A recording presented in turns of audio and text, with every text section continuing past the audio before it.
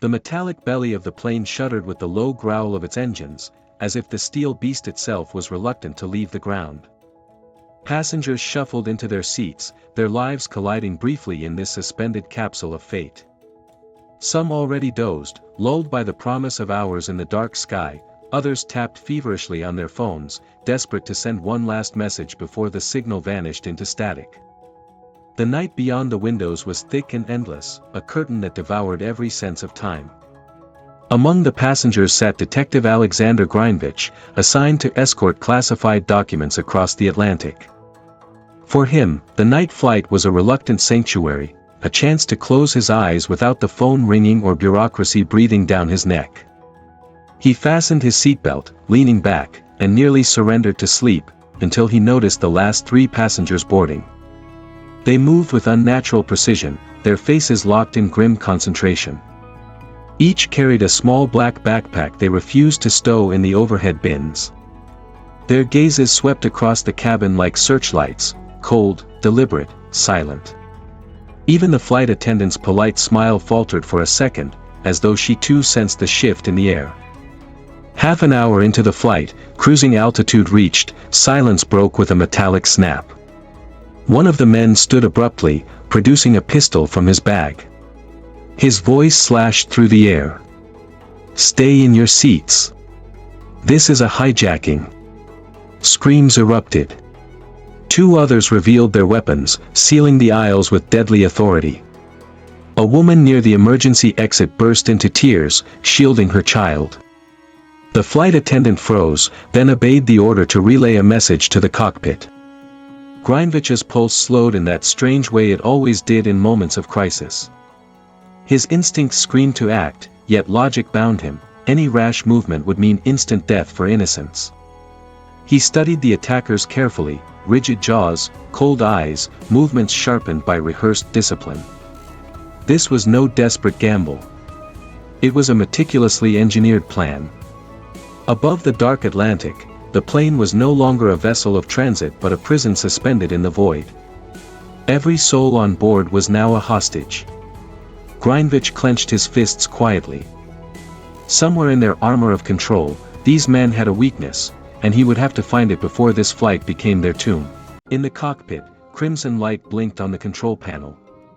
Captain Richard Kelly, a veteran with 30 years in the skies, took the radio in his hand. His voice was steady, though tension coiled beneath it. "Who are you? What do you want?" Static answered first, then a distorted voice through the intercom, heavy with menace. "You fly where we tell you. No deviations. Refuse, and a passenger dies." The co-pilot glanced at Kelly, his youthful face pale. "If we alter course, ground control will." "They'll know something's wrong," Kelly interrupted. "But our first duty is to keep these people alive." In the cabin, the hijackers spread their presence like shadows. The eldest sat in the front row, his pistol glinting under dim cabin lights, deliberately placed near a trembling woman and her child. He checked his watch frequently, as if counting down to an unseen deadline. From his seat, Greinvich observed them closely. 2 of the pistols looked oddly improvised, pieces smuggled and assembled. But the leader's weapon was different, solid, heavy, unmistakably real. That man wasn't just armed, he was in command. The flight attendant moved nervously down the aisle, her eyes betraying terror even as her voice feigned calm. The passengers followed her movements as if she carried their collective hope. But the hijackers' discipline was ruthless. They weren't here for ransom alone, Greinvich could sense it. There was a deeper purpose, a hidden cargo, an objective no one else understood yet. And unless he uncovered it, the aircraft would remain a silent coffin hurtling through the night. The air thickened, heavy with dread, as though the cabin itself had inhaled poison. Passengers sat stiff, afraid to twitch or breathe too loudly. Soft sobs carried from the rear rows, fragile notes breaking the oppressive silence. The youngest of the hijackers, restless and twitching, stopped beside a middle-aged man in a tailored suit. The man tried to mask his fear, but his trembling fingers betrayed him. "You," the hijacker barked. Stand up. The man obeyed, his voice cracking in a half-whisper, plea, prayer, or both. The gunman raised his pistol without hesitation. The deafening crack tore through the cabin. Blood splattered across the aisle carpet. The man crumpled like a marionette with its strings cut. Screams burst like wildfire. Women shielded children's eyes, others ducked, collapsing into their seats as if the upholstery could protect them from bullets. Terror spread, contagious, consuming. The gunman's face twitched. His hands trembled as he lowered the weapon, his breathing uneven. Grindvich caught it, the shooter wasn't a professional killer. He had nerves. He had cracks. The leader, watching from the front, clenched his jaw. His expression betrayed frustration, not triumph. Killing was not part of the plan, not yet. They wanted obedience, not chaos. And now, there was discord among them. Grindvich filed this away. Division was a weapon. One man's instability could unravel the entire operation. But to exploit it, he would have to move like a shadow, every word calculated, every breath a gamble. The silence after the gunshot was unbearable, stretched thin like a wire ready to snap. The passengers sat motionless, breathing in sync, bound by terror. The hijackers forced the flight attendant toward the intercom again. Tell the captain, no tricks. We control life and death now. Meanwhile, Grindvich studied the layout of the cabin, the blind spots, the rhythm of the hijackers' patrol. He slipped his pen from his pocket, writing a quick note in tiny script on the back of an airsickness bag. His hand passed it to the teenager beside him, whispering only one word, deliver. The boy nodded, eyes wide with fear. Moments later, the note reached the attendant. Her fingers trembled as she slipped it into her sleeve. She walked forward, feigning routine calm. The leader's eyes drilled into her, but she moved smoothly enough to avoid suspicion. In the cockpit, the note was read in silence, hijackers divided. One unstable. Await signal. It wasn't much, but it was the first spark of resistance in a night of suffocating fear. A spark Grindvich prayed could grow before the hijackers noticed the flame. Fragments of whispered words drifted to Grindvich's ears: container, retrieval, deadline. The hijackers' leader wasn't watching the passengers, he was watching the time. His glances at his watch were sharp, obsessive. It dawned on Grindvich, they weren't simply hijacking the flight for ransom or escape. They were after something hidden in the cargo hold. A package smuggled aboard, now trapped beneath their feet. One hijacker slipped toward the rear, whispering to his comrade. Grindvich strained to catch a word, a syllable. His mind raced, what could be so important that men would risk slaughtering a plane full of innocents? Weapons? Data? Or something worse? The mystery of the cargo became as lethal as the guns themselves. If Grindvich didn't discover its nature, the entire mission to stop them might be doomed. Captain Kelly knew time was running thin. With a glance at his co-pilot, he entered a code into the transponder, 7500. The numbers flashed, invisible to the passengers but screaming to air traffic control, this plane was hijacked. Far below, on glowing radar screens, controllers stiffened. Phones rang. Military channels opened. Jets scrambled. In the cabin, the leader scanned the passengers, his instincts pricking. What did the captain do? He muttered. His suspicion was a noose tightening.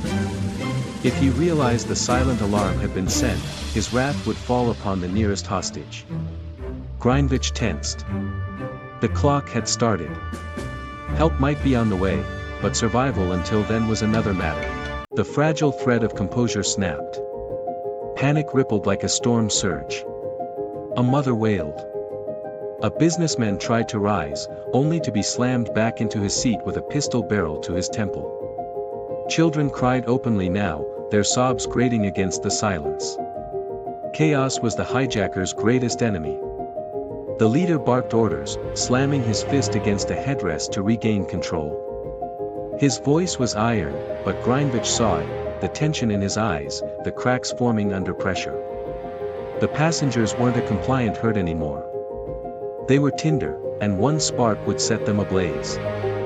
Grindvich knew the moment was coming when fear would turn into defiance. The question was, who would ignite it? The clue came unexpectedly.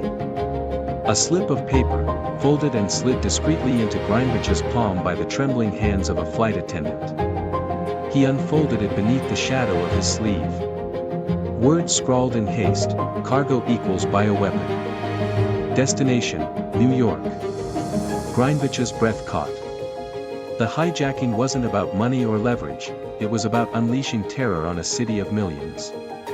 The plane was a delivery system, and the passengers nothing more than expendable cover. The stakes sharpened into a razor's edge.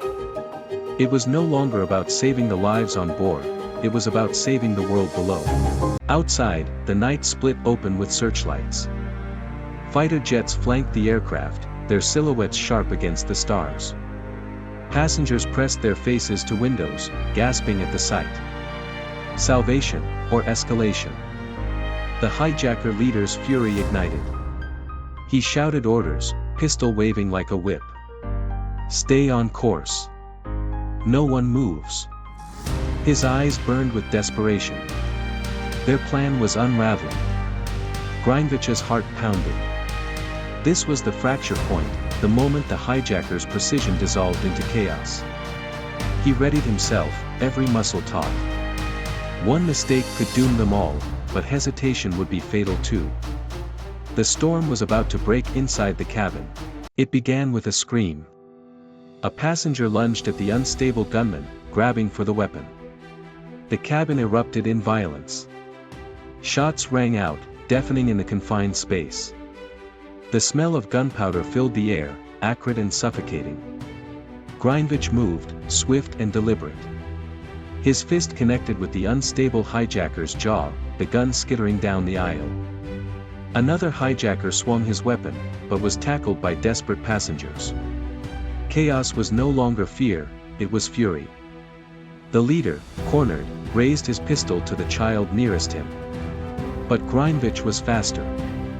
With a brutal twist, he drove the man's arm against the seat, the gun discharging harmlessly into the ceiling.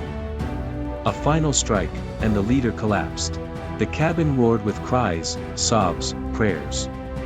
Outside, the jet signaled the all clear. Inside, blood, fear, and relief mingled in the recycled air. The plane was still in the air, but the war inside was over. Grindvich sat back, chest heaving, eyes scanning the shaken survivors. He knew this night would never leave them. Above the dark Atlantic, dawn finally broke, bleeding light into the cabin like a promise of survival.